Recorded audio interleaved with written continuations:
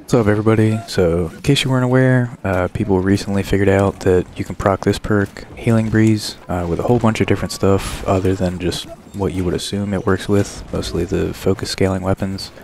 You can proc it with Shirking Heals, Shirking Blessing, Healing Tomb, a whole bunch of different stuff. Shout out to Christopher, first person I saw kind of share this with everybody on YouTube about a week ago. But since then I've been seeing a bunch of different streamers experimenting with it.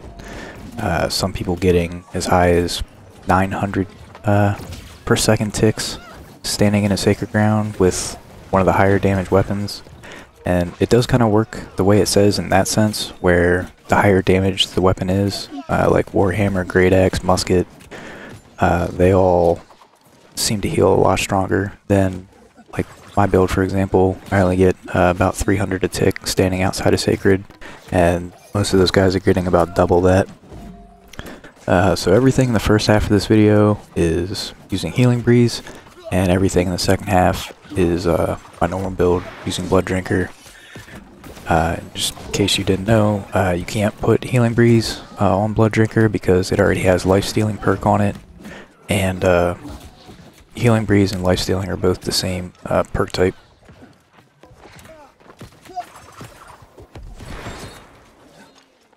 So for most of the builds I play, definitely won't be switching to it, and honestly it's probably not worth spending the gold trying to craft it anyway, because I imagine it'll probably be patched soon to work the way it would, the way you would expect it to work, kind of.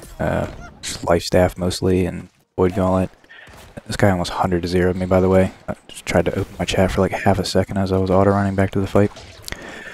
But yeah, this match is pretty much over here. But I see a musket off to the side, so I figure I might as well go chase him down. This was the first match I experimented with it. It went pretty well, went 16-1, but I also got a lot of help from Pumpkin Spice on my team. He ended up in my group, and that dude was just carrying me for a few of those fights. But it is kind of nice not having your damage nerfed with kind of how I'm used to with Blooddrinker. See at the end there, like, both those guys just explode when I finally get a hold of them. Kind of stupid. But one last clip with Healing Breeze, and then switch back to my normal Blooddrinker build. A lot of these aren't insane fights or anything, but just to give you an idea of damage difference, what you're trading off, and how much sustain you can actually expect to get from it. In my opinion, I don't really think it's worth it unless you're playing like Flail, because you don't really want to run Blooddrinker with Flail anyway, because it just hits like a wet noodle. It's one of the weapons that just really suffers from the damage nerf that Blooddrinker gets, but it also has a ton of different ways to proc Healing Breeze, and well, most of those probably won't be patched out even if they do change it to not work with things like Shirking Heals. But everything going forward from here, we're back on my normal Blooddrinker build. I don't actually take any damage in this clip, this first one, so can't really compare the healing, but can compare the damage, and see I'm still hitting this guy like a truck. End up hitting him here for 3,300 consecutive light attacks. Part of that is he's already got the rend on him from Javelin, but we also have pen backstab, so his armor is doing basically nothing for him at that point. He's 40% rended and pen backstab, and vicious, and 200 dexterity gives extra backstab. You can still find ways to hit people very hard with Blooddrinker on. But this kind of shows one of the biggest benefits of Blooddrinker over Healing Breeze. The more people that are on me, the more healing I can put out for myself. So in case you haven't watched any of my old videos, regular lifestealing on your weapon and leeching on your ring, and any of the leeching rune glass gemstones, they all have an internal cooldown. Leeching and lifestealing, I think it's 0.2 seconds. It's basically just long enough that you can't heal from multiple targets at the same time.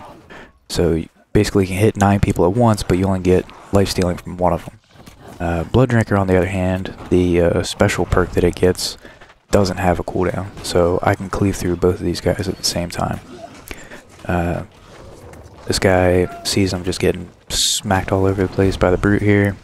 This match is pretty much over. I'm just back here trying to back cap, get some free points, make sure I get full credit. But yeah, kill him once. He's back for round 2. Still working on the stupid brute. This thing takes forever to kill. But you can see just how much I'm healing myself for here. Like, it is considerably more than what I was getting with Healing Breeze, being like 300 a second, and it's only got 60% uptime because it runs for 6 seconds and then it has a 10-second cooldown. Whereas Blooddrinker, as long as you're beating the crap out of people, you're gonna keep healing. But absolutely fumbled this here. Had the wrong ability, but didn't really end up mattering anyway. But finally busting in the door. Seems like Sir Derp wants round 4, I think we're on.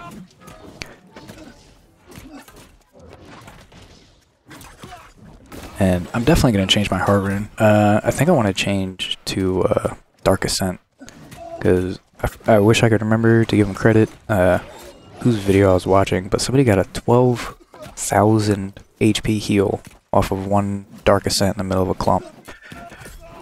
It seems way more valuable to me than what I'm getting out of Bio Bomb.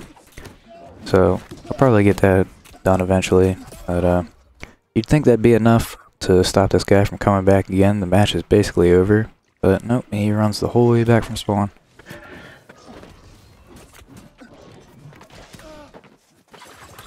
And after we get him this time, a bunch more people show up, and they end up kicking us out the club. This last perk I actually have Healing Breeze on, but it was just kind of funny to me anyway. It wasn't really any good fight or anything. Just got like 10 damn people chasing me. So, the life of a solo player. If you're ever wondering where half your team's at, it's probably chasing me around the damn map apparently. I feel like I got away here. It seems like some of them are giving up. They're about to go on the fort. And once I start actually getting this guy low... Oh, no, they're back. But you can see I'm up to 373 a tick here. I'm not really sure what the hell changed, but I was getting slightly more than earlier. So it's not terrible, but not great. But I'll see you guys in Outpost Rush.